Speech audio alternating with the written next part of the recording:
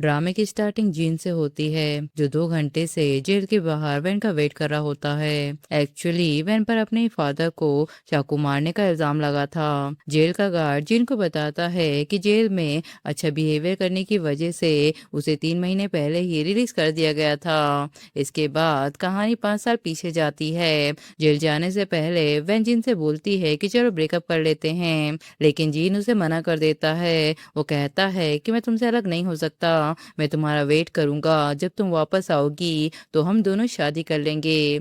लेकिन वह सिर्फ इतना बोलकर चली जाती है कि मेरा वेट मत करना, अपनी जिंदगी में किसी और को ढूंढ लेना। फिर जीन उसे जाते हुए देखता रह जाता है। प्रेजेंट में वो कहता है तो वैन ने मुझे एक मौका भी नहीं दिया। इसके बाद वैन अपने छोटे बेटे जिंगसी के साथ जा रही होती है। तभी एक चोर एक लड़की का बैग छीन रहा होता है। वैन उस चोर को मारकर उसका बैग उसे वापस कर देती है। तब बैग की ओनर उसका शुक्रिया अदा करती है। जिंगसी अपनी मम को याद दिलाता है कि आज आपका इंटरव्यू भी है। तब वैन उससे बोलती है तो चलो हम लो फर्म चलते हैं। फिर लो फर्म पहुंचते ही उसकी दोस्त शुई भी उसे मिल जाती है। वैन उससे कहती है कि रास्ते में प्रॉब्लम हो गई थी, इसलिए मैं लेट हो गई। शुई उससे कहती है कि जिनसे का ध्यान मैं रख लूंगी, तुम जल्दी से इंटरव्यू देकर आओ। तब वैन मुस्कुराकर अंदर चली जाती है। इंटरव्यू में वैन अपनी पढ़ाई और एक्सपीरियंस के बारे में बताती है। तब मैडम उसके बिखरे हुए कपड़े देखकर सवाल उठाती है। तब वैन सीधा जवाब देती है कि कपड़े देखकर किसी काबिलियत का फैसला नहीं किया जा सकता। इंटरव्यू ऑलमोस्ट खत्म हो जाता है और फाइनल डिसीजन के लिए बॉस को बुलाया जाता है, और बॉस कोई और नहीं बल्कि जिनी होता है। दोनों अचानक एक दूसरे के सामने आ जाते हैं। कुछ पल के लिए दोनों एक दूसरे को देखते रह जाते हैं। आखिर में सिर्फ इतना ही बताया जाता है कि रिजल्ट ईमेल के थ्रू बताया जाएगा। बाहर आने के बाद शोई इंटरव्यू के बारे में पूछती है। वैन उदास होकर कहती है कि शायद मुझे यहाँ जॉब नहीं मिलेगी। फिर शोई उसे बताती है कि क्या तुम जिनसे मिलोगी, वो अब लॉयर बन चुका है। वैन कहती है कि 5 साल हो गए हैं, शायद उसकी तो अब शादी भी हो चुकी होगी। शोई उससे कहती है कि जैसे रिलीज होने के बाद तुमने उससे कांटेक्ट क्यों नहीं किया। वैन कहती है कि मैं जेल जा चुकी हूँ, मैं उसकी रेपुटेशन खराब नहीं करना चाहती। दूसरी तरफ जीन अपने फ्रेंड फ्रैंक के साथ होता है। वो खुशी से बोलता है कि डैड मान गए हैं, बस मैंने अरेंज मैरिज के लिए हाँ बोल दी थी, अब मुझे कंपनी के 10% मिल जाएंगे।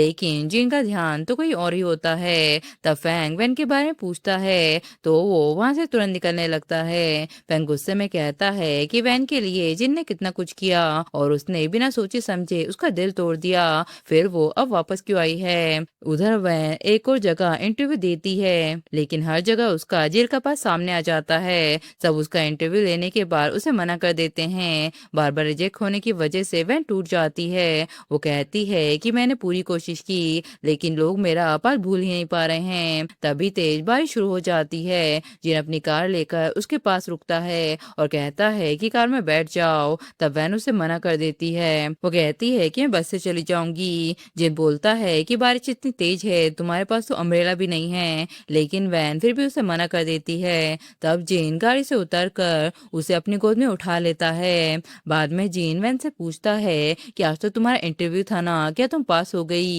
वैन उदास होकर बोलती है कि अभी तक रिजल्ट नहीं आया। फिर वैन का घर आ जाता है। जिन उसे याद दिलाता है कि मेडिसिन टाइम पर ले लेना, इस सीजन में तुम्हें जल्दी ही कोल्ड हो जाता है। फिर में दिखाते हैं कि जिन उसे कहता है कि मैं तुमसे रोज बोलता हूँ वार्म कपड़े ही पहना करो, लेकिन तुम मेरी सुनती नहीं हो, देखो अब तुम्हें सर्दी हो गई ना। प्रेजेंट में वैन की आंखें भर आती हैं और वो भारी दिल के साथ अपने रूम में आ जाती है। सुबह उसे शुंगिया लो फर्म से कॉल आता है कि आपका सिलेक्शन हो गया।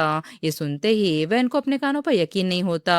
वो हैरान होकर पूछती है कि पक्का आप मुझसे बात कर रही हैं ना, कहीं कोई गलती तो नहीं हो गई। तब यूकिंग उसे कहती है कि बिल्कुल नहीं, अगर आज आप फ्री हैं तो आज ही ज्वाइन कर लीजिए। ऑफिस पहुंचने के बाद यूकिंग उसे उसका कैबिन दिखाती है। तब अपना अलग ऑफिस देखकर वह हैरान हो जाती है और कहती है कि मैं तो सिर्फ लीगल असिस्टेंट हूँ, फिर मेरे लिए अलग से ऑफिस क्यों बनाया। तब यूकिंग मुस्कुराकर कहती है कि तुम जिनके असिस्टेंट हो, उनके असिस्टेंट का हमेशा अलग ही ऑफिस होता है। फिर वो जिन को दिखाते हुए बोलती है कि देखो ये कितना हैंडसम है, लेकिन सिर्फ सैलरी के लिए काम करना, इसे दिल पर मत लेना, क्योंकि गॉसिप के हिसाब से जिनकी ऑलरेडी एक फियांस है। ये सुनकर वैन बस चुप रहती है। यूकिंग फिर उसे काम समझाती है और डॉक्यूमेंट देकर कहती है कि 12 बजे से पहले जिन को दे देना। थोड़ी देर बाद वैन डॉक्यूमेंट लेकर जिन के कैबिन में आ जाती है और डॉक्यूमेंट देकर वहां से निकलने लगती है। तब जिन उसे रोककर बोलता है कि क्या 5 साल अब्रॉड में तुम्हारे अच्छे गुजरे थे। वैन बोलती है कि ये मेरी पर्सनल लाइफ का मैटर है। तब जिन बोलता है कि अभी लंच ब्रेक चल रहा है, थोड़ी देर पर्सनल बातें ही कर लेते हैं। लेकिन वैन बोलती है कि हमारे भी कुछ भी याद रखने लायक नहीं बचा। जिन कहता है तो क्या मैं अपनी पुरानी गर्लफ्रेंड से ही बात नहीं कर सकता क्या, और वो उससे करीब आने लगता है बिल्कुल पहले की तरह। तब वैन ये बोलकर बाहर आ जाती है कि लंच ब्रेक है, पहले मैं खाना खा लेती हूँ। लेकिन बाहर आते ही यूकी उसके हाथ में और फाइल पकड़ा देती है और बोलती है कि ये कल सुबह तक जिनको चाहिए जल्दी से ऑर्गेनाइज कर दो। फाइल का ढेर देखकर वैन मन ही मन सोचती है कि लगता है आज भी ओवरटाइम पक्का है। वो शाम को काम में इतनी बिजी हो जाती है कि अपने बेटे को किंडरगार्टन से लाना ही भूल जाती है। फिर वैन तुरंत यूई को फोन करके बोलती है कि प्लीज अभी जिंगजी को ले आओ। फिर वो सारे डॉक्यूमेंट कंप्लीट करके जिनको दे देती है। जिन आराम से फाइल चेक करता है और कहता है कि अब तुमसे कंट्रोल नहीं हो रहा, क्या तुम्हें वॉशरूम जाना है। वैन कहती है कि मेरे घर का बुरा हाल है, वाटर पाइप टूट गई है। जिन कहता है कि अब तक तो नीचे वाले फ्लैट तक पानी पहुंच गया होगा, चलो मैं भी देखने चलता हूँ। फिर जिन को रास्ते में पता चलता है कि वैन अब किसी और कम्युनिटी में रह रही है। वो हैरान होकर बोलता है कि तुम जहाँ पहले रहती थी अब वहां पर क्यों नहीं रहती। फिर जिन दिखाते हैं कि जिन वैन से बोलता है कि ये घर मैंने तुम्हारे लिए खरीदा था, इसके पेपर भी मैंने तुम्हारे नाम पर कर दिए हैं, मैं चाहता हूँ कि अब ये हमारा घर बने। लेकिन वैन बोलती है कि उस सब चीजों का अब मुझसे कोई मतलब नहीं, वो घर तुम्हारा है, तुम उसके साथ कुछ भी कर सकते हो। तभी वहाँ शोई और जिंगसी भी आ जाते हैं। वैन शोई को इशारा करके अपने बेटे को ले जाने के लिए बोलती है। जिन कहता है कि मुझे यकीन ही नहीं होता, सिर्फ 5 साल में तुम्हारी बेस्ट फ्रेंड मम्मी भी बन गई। वैन कहती है कि लगता है बहुत जल्द ही तुम भी गुड न्यूज देने वाले हो। इतना बोलकर वो चली जाती है। शोई वैन से कहती है कि आज तुम जिनकी कार में क्यों आई थी। वैन कहती है क्योंकि वो मेरा बॉस है और मैं उसकी असिस्टेंट हूँ। ये सुनकर शोई सरप्राइज हो जाती है और बोलती है कि वाकई दुनिया सच में बहुत ही छोटी है। फिर वो कहती है कि कल मैं बहुत ही बिजी रहूंगी, इसलिए जिंसी को स्कूल से नहीं ला पाऊंगी। वैन बोलती है कि ठीक है, मैं कल हाउसकीपिंग सर्विस से पूछ लेती हूँ वो बच्चों को पिक एंड ड्रॉप करते हैं या नहीं। अगले दिन क्या नाम का एक लड़का वैन को इंटरव्यू देने के लिए आता है। वैन उसे देखकर पूछती है कि तुम अडल्ट तो हो ना। तब कियान मुस्कुराकर बोलता है कि हाँ मैं 21 साल का हूँ। तब वैन उसे अपनी सारी कंडीशन बता देती है कि रोज बच्चे को सुबह शाम स्कूल से लाना होगा, उसके लिए डिनर भी बनाना होगा, जब तक मैं ऑफिस से ना आ जाऊं तब तक तुम्हें उसके साथ ही रहना होगा। कियान इन सब के लिए तुरंत मान जाता है। वो कहता है कि मुझे इससे कोई प्रॉब्लम नहीं। तब वैन उससे पूछती है कि तुम कब से स्टार्ट कर सकते हो। कियान बोलता है कि आज से ही। फिर दोनों वीचेट नंबर एक्सचेंज कर लेते हैं और कियान वहां से चला जाता है। ये सब देखकर जिन उससे बोलता है कि आजकल तुम्हारी चॉइस काफी बदल गई है, इतना छोटा लड़का पसंद आ गया है क्या। वैन बोलती है कि उसमें प्रॉब्लम क्या है, हैंडसम कॉलेज बॉयज तो सबको पसंद आते हैं। जिन बोलता है तो अच्छा, पहले तुम भी मुझे इसी वजह से पसंद करती थी। एक्चुअली वैन एक रेस्टोरेंट में जॉब करती थी जहाँ जिनसे उसकी पहली मुलाकात हुई थी। वैन कहती है कि वो सब बहुत पुरानी बातें हैं, मैं तो सब कुछ भूल भी चुकी हूँ। जिन कहता है कि तुम तो मेरी सोच से भी ज्यादा बेशरम हो। तभी अचानक मैं सामने आ जाती है और गुस्से में बोलती है कि तुम जेल से कब वापस आई। उसकी फ्रेंड बोलती है कि ये तो तुम्हारी बहन है ना। मैंग कहती है कि मेरी बहन होने लायक नहीं है, ये एक पागल औरत है, इसने अपने ही डैड को चाकू से अटैक किया था। अगर मेरे डैड बच नहीं जाते तो आज ये जेल से बाहर नहीं होती। फिर वो वैन से बोलती है कि इतने साल बाद भी तुम बिल्कुल नहीं बदली, जिनकी कंपनी में ही घूमती रहती हो सिर्फ उससे टकराने के लिए। वैन बोलती है कि तुम्हारी हर बार सिर्फ मर्दों के आसपास ही क्यों घूमती घूमती रहती है। मैं कहती है कि तुम अपने आप को क्या समझती हो, जेल जा चुकी औरत को जिन कभी पसंद नहीं करेगा। वैन बोलती है कि वो मुझे पसंद करे या ना करे मुझे इससे कोई फर्क नहीं पड़ता, लेकिन तुम इतने सालों से उसके पीछे घूम रही हो, फिर भी उसकी लाइफ में अपनी जगह नहीं बना पाई। लगता है कि जीन की चॉइस आज भी अच्छी है। ये बात सुनते ही मैंग उस पर कॉफी फेंक देती है और दोनों के बीच झगड़ा शुरू हो जाता है। वैन उसको जोरदार थप्पड़ मारने लगती है। तब मैंग चिल्लाती है कि कोई मुझे बचाओ। इसके बाद जेल में मैंग जिन की मॉम से बोलती है कि देखिए ना, इस लड़की ने बिना वजह मुझ पर हमला किया था। आप तो जानती हैं कि मेरे और जिन का रिश्ता कैसा है, प्लीज मेरी तरफ से कुछ बोलिए। तब जिन की मॉम दोनों को देखकर बोलती है कि पहले मुझे बताओ कि आखिर हुआ क्या था। वैन बताती है कि मैं कॉफी शॉप में बैठी हुई थी, तभी मैंग अचानक आकर मुझे ताने मारने लगी। जब बातों में वो मुझे हरा नहीं पाई तो उसने मुझ पर गर्म कॉफी फेंक दी। उसके बाद ही मैंने उसे इतना मारा था। अगर यकीन ना हो तो सीसीटीवी फुटेज चेक कर लीजिए। मैं कहती है कि ये सब झूठ बोल रही है, इसने बिना वजह मुझ पर अटैक किया, ये पहले भी ऐसे ही करती थी। फिर वो जेल की बात छेड़कर वैन को नीचे दिखाने की कोशिश करती है। जिनकी मॉम बोलती है कि बस करो, अगर कोई प्रॉब्लम है तो आराम से बात करो, इतना हंगामा करने की जरूरत नहीं। मैं अभी किसी को फुटेज चेक करने के लिए भेजती हूँ। तब मैंग तुरंत अपने डैड को कॉल कर देती है, लेकिन वैन के पास कोई भी कॉल करने के लिए नहीं होता। वो यूकिन को मैसेज करके सब बता देती है।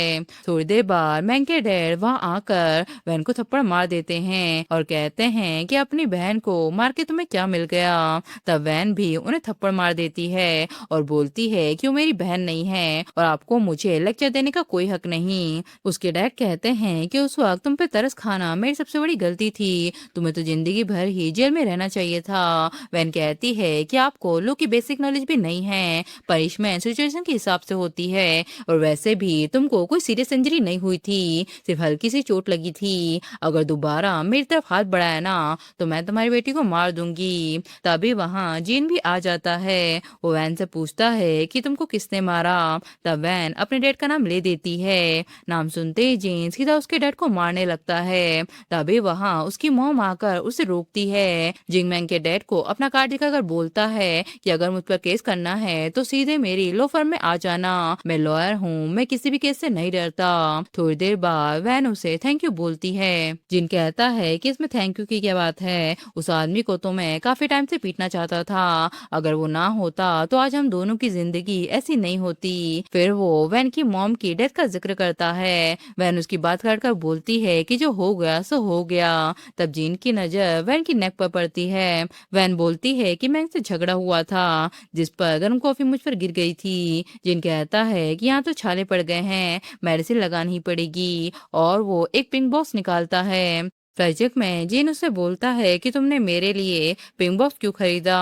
वैन कहती है ताकि लोगों को पता चल जाए कि तुम्हारी ऑलरेडी गर्लफ्रेंड है।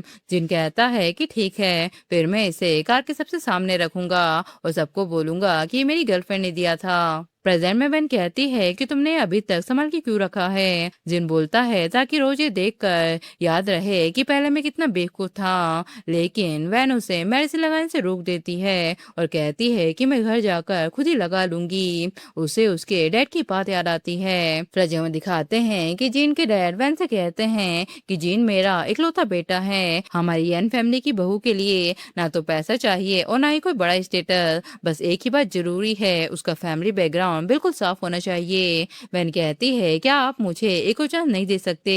जिनके डैड कहते हैं कि कुछ दाग ऐसे होते हैं जो कभी भी नहीं मिटते।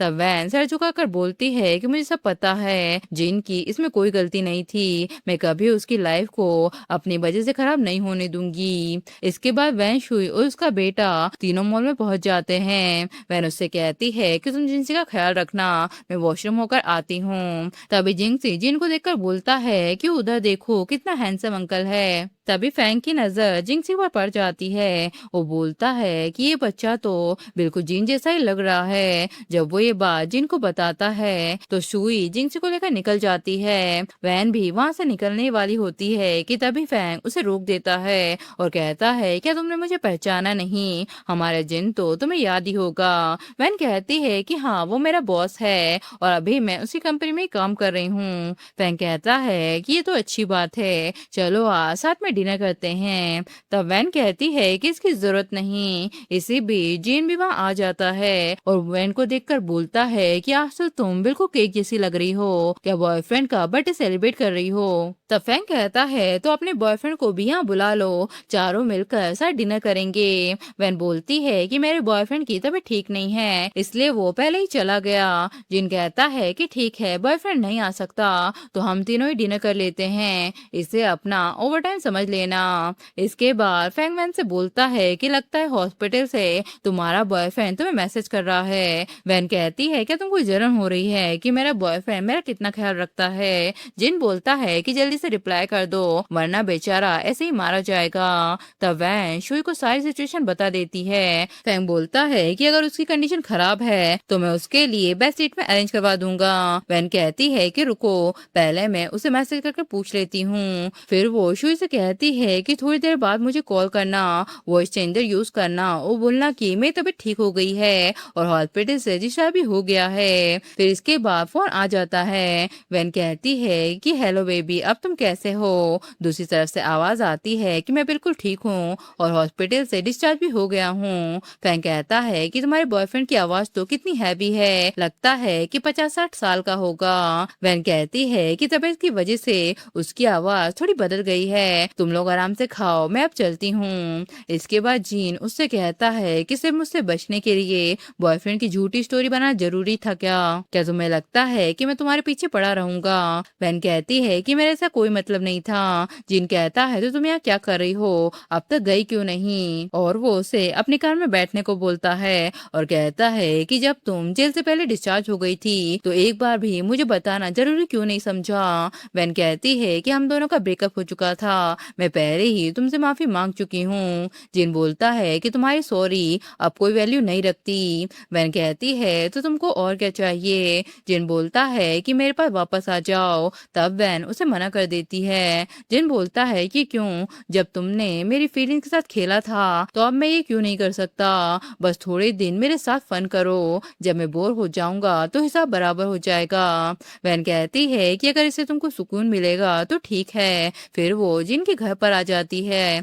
जिन उससे बोलता है कि तुम मुझे ऐसे क्यों देख रही हो, क्या तुम्हें दर्द हो रहा है? फिर वो उसे किस करने लगता है और कहता है कि आज मैं पिछले 5 सालों का पूरा हिसाब लूंगा। सुबह जिन उससे कहता है कि इतने बॉयफ्रेंड होने के बाद भी तुम इतना शर्माती क्यों हो? तब वैन अपने कपड़े ढूंढने लगती है। जिन उससे कहता है कि तुम्हारे कपड़े तो मैंने ड्राई क्लीनिंग के लिए भेज दिए थे। वैन कहती है कि तुमने मुझसे पूछा क्यों नहीं? जिन कहता है कि तुम तो सो रही थी, इतनी टेंशन मत लो, तुम्हारे लिए मैंने नए कपड़े मंगवा दिए हैं। फिर तैयार होने के बाद जिन बोलता है कि चलो मैं ही तुम्हें छोड़ने चलता हूँ। फिर वो रास्ते में वैन को घर छोड़ते हुए बोलता है कि तुम मेरे घर पर कब शिफ्ट हो रही हो? तुम्हारे एरिया की बिल्डिंग काफी पुरानी है, वहाँ का सिक्योरिटी कैमरा भी काम नहीं करता, एक लड़की के लिए वहाँ रहना सेफ नहीं। लेकिन वैन साफ मना कर देती है। वो कहती है कि मेरे अपने पुराने मोहल्ले के लोगों के साथ लगाव है और मैं वहाँ से नहीं जाऊंगी। घर पहुँचते ही शुई वैन की नेक पे निशान देखकर बोलती है तो क्या तुम दोनों का पैचअप हो गया? वैन कहती है कि नहीं, हमारा रिश्ता पहले से भी कॉम्प्लिकेट हो गया है। शुई कहती है कि कहीं तुम उसकी सीक्रेट लवर तो नहीं बन गई हो? वैन कहती है कि नहीं, जिनकी कोई फियांस नहीं है, पहले जो भी न्यूज आई थी वो सब झूठी थी। शुई कहती है कि लगता है अब तुम दोनों के बीच सिर्फ फिजिकल रिलेशन है। वैन कहती है कि मुझे बस जिन के लिए गिल्ट फील होता है, अभी जो मैं कर रही हूँ वो बस गिल्ट को कम करने के लिए कर रही हूँ। इसके बाद जिंगसी फोन करके कियान को बुलाता है और उससे पजल सॉल्व करने के लिए कहता है। फिर कियान भी उसे घर पर आ जाता है। जिंगसी उसे देखकर खुश हो जाता है और दोनों मिलकर पजल कंप्लीट करने लगते हैं। कुछ देर बाद कियान को स्कूल का अर्जेंट काम आ जाता है। वैन उसे ओवर टाइम और टैक्सी का पैसा देने की कोशिश करती है, लेकिन कियान उसे मना कर देता है। वो कहता है कि मुझे जिंगसी के साथ टाइम स्पेंड करना अच्छा लगता है, इसलिए पैसों की कोई जरूरत नहीं। फिर वो वहाँ से निकल जाता है, लेकिन उसका बैग वहीं पर ही रह जाता है।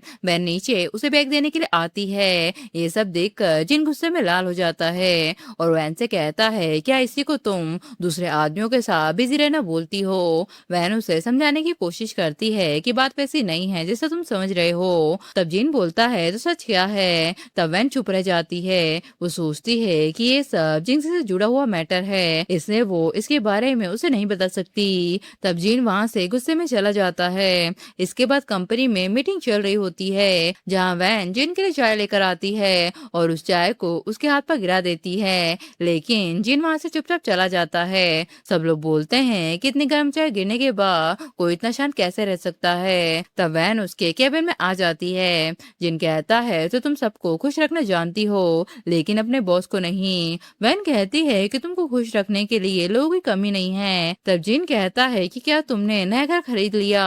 वैन बोलती है कि तुम्हारे घर इतने महंगे हैं कि मैं अफोर्ड नहीं कर सकती। जिन कहता है कि मेरी चोट पर मेडिसिन लगा दो तो शायद मैं तुम्हें डिस्काउंट दे दूं। फिर वो उससे कहता है, तो क्या तुम उस लड़के के साथ रहकर मुझे जलाना चाहती हो? वैन कहती है कि हम दोनों के बीच वैसा कुछ नहीं हुआ। जिन कहता है कि मैंने उस लड़के के बारे में पहले ही पता कर लिया है। वो एक हाउसकीपर कंपनी में काम करता है और साथ ही एक स्टूडेंट भी है, लेकिन तुमने अपने घर पर उसे क्यों रखा?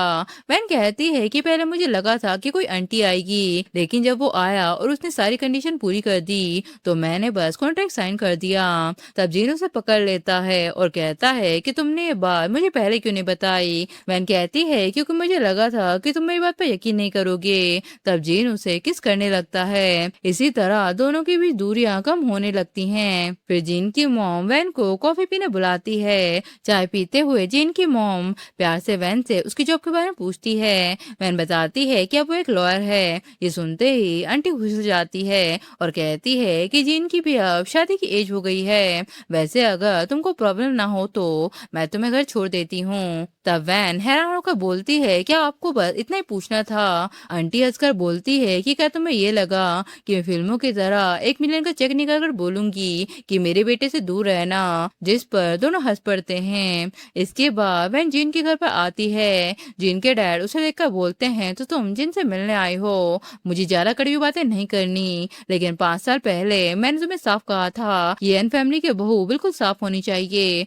वैन कहती है कि मैंने कब कहा था कि मुझे एन फैमिली की बहू बनना है? उसके डैड कहते हैं कि अगर ऐसा नहीं है तो फिर तुम मुझसे मिलने क्यों आई हो? वैन कहती है कि हम दोनों सिंगल है, थोड़ा टाइम साथ में स्पेंड कर लेते हैं तो इसमें प्रॉब्लम क्या है? उसके डैड बोलते हैं कि क्या किसी शरीफ लड़की को ऐसी बातें करनी चाहिए? वैन कहती है, तो अच्छा, तो फिर मैं इस रिलेशनशिप को सीरियसली मान लेती हूँ। उसके डैड गुस्से में बोलते हैं कि ऐसा सोचना भी मत, अभी के अभी यहाँ से चली जाओ, मैं तुम्हें दोबारा नहीं देखना चाहता। इसके बाद जीन वैन से कहता है कि आज रात एक डिनर पार्टी है, क्या तुम मेरे साथ चलोगी? पहले अपने कपड़े चेंज कर लो। वैन कहती है कि मेरे कपड़ों में क्या प्रॉब्लम है, एक बिजनेस डिनर ही तो है। जिन कहता है कि लेकिन ये आउटफिट तुम पर सूट नहीं करेगी, इसलिए इसे चेंज कर दो। फिर वो उसे अंधेरे से भरी हुई जगह पर लेकर आता है और उसे सरप्राइज देकर बोलता है कि ये नेकलेस तुम्हारे बर्थडे का गिफ्ट है। वैन कहती है कि तुम्हें मेरा बर्थडे कैसे याद था? मुझे तो लगा कि किसी को भी याद नहीं।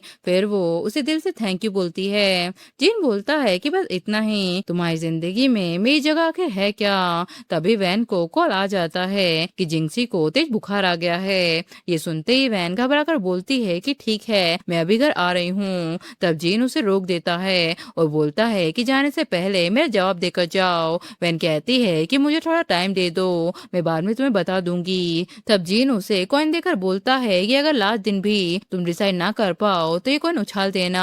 वैन कहती है कि ठीक है, अगर हेड आया तो हाँ होगी और टेल आया तो ना होगी। फिर घर पहुंचते ही जिन से उसे देखकर खुश हो जाता है और बोलता है कि आज तो आप बहुत ही प्रिटी लग रही हो, देखो मेरा फीवर भी उतर गया।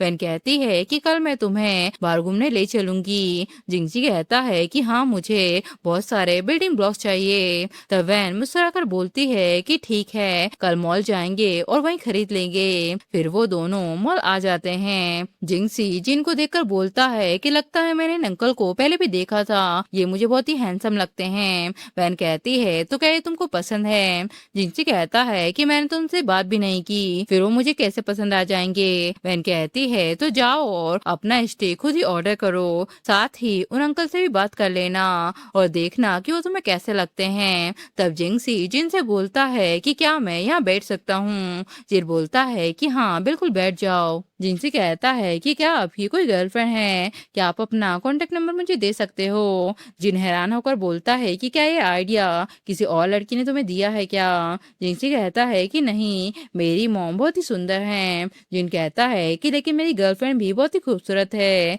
जिनसी फिर भी हार नहीं मानता। वो कहता है कि अगर मैं आपको ट्रीट दूंगा तो क्या आप मुझे अपना कॉन्टेक्ट नंबर दे सकते हैं। तब जिन का फ्रेंड भी वहाँ आ जाता है और कहता है कि क्या ये तुम्हारा बेटा है, ये तो बिल्कुल तुम्हारा जैसा लग रहा है। जिन कहता है कि मैं अकेले ही बच्चा पैदा कैसे कर सकता हूँ। उसका रोज बोलता है कि ये बच्चा तो बिल्कुल तुम्हारी कॉपी है, फिर तुम मना क्यों कर रहे हो कि तुम्हारा नहीं है। जिन कहता है कि इसकी मॉम कहीं चली गई है, मैंने इसे अकेला देखा तो अपने पास बिठा लिया। तब जिनसी कहता है कि मैं अकेला नहीं हूँ, मेरी मॉम मेरे साथ आई हैं। तब जिन कहता है कि क्या तुम मुझे उनका फोन नंबर दे सकते हो, खाना खत्म होने के बाद मैं उनको कॉल कर दूंगा। तब जिंगसी अपनी मॉम का नंबर बोलना शुरू कर देता है। उसका नंबर सुनकर जिन हैरान हो जाता है। तब जिन का दोस्त बोलता है कि क्या तुम्हारी मॉम का नाम मैन है। जिंगसी कहता है कि आप मेरी मम्मी को कैसे जानते हो। तब जिन जल्दी से उससे पूछता है कि तुम्हारी मम्मी अभी कहाँ है। जिंगसी बताता है कि वो अभी मॉल में होंगी। तब जिन अपने दोस्त से बोलता है कि मेरे बेटे का ख्याल रखना, और वो वैन को ढूंढने निकल जाता है। जब वो वैन को देखता है तो वैन उसे देखकर भागने लगती है। तभी फैंग और शुई भी उन दोनों को भागते हुए देख लेते हैं। जिन भागते हुए चिल्लाता है कि अरे भाग क्यों रही हो। वैन कहती है कि मेरे पीछे भाग ही क्यों रहे थे, आगे तुम्हारी प्रॉब्लम क्या है। जिन गुस्से में बोलता है कि इतनी बड़ी बात तुमने मुझसे क्यों छुपाई थी। वैन कहती है कि मैं बस सही वक्त का इंतजार कर रही थी। जिन कहता है कि कैसे सही वक्त, आखिर तुम्हारे हिसाब से वो वक्त कब आता। क्या पहले ना धोकर तैयार होते और कोई शुभ दिन देखकर तुम मुझे बताती। वैन कहती है कि थोड़ा शांत हो जाओ। तब जीन उसे पकड़कर किस कर लेता है और इसी के साथ ये ड्रामा भी यही खत्म हो जाता है।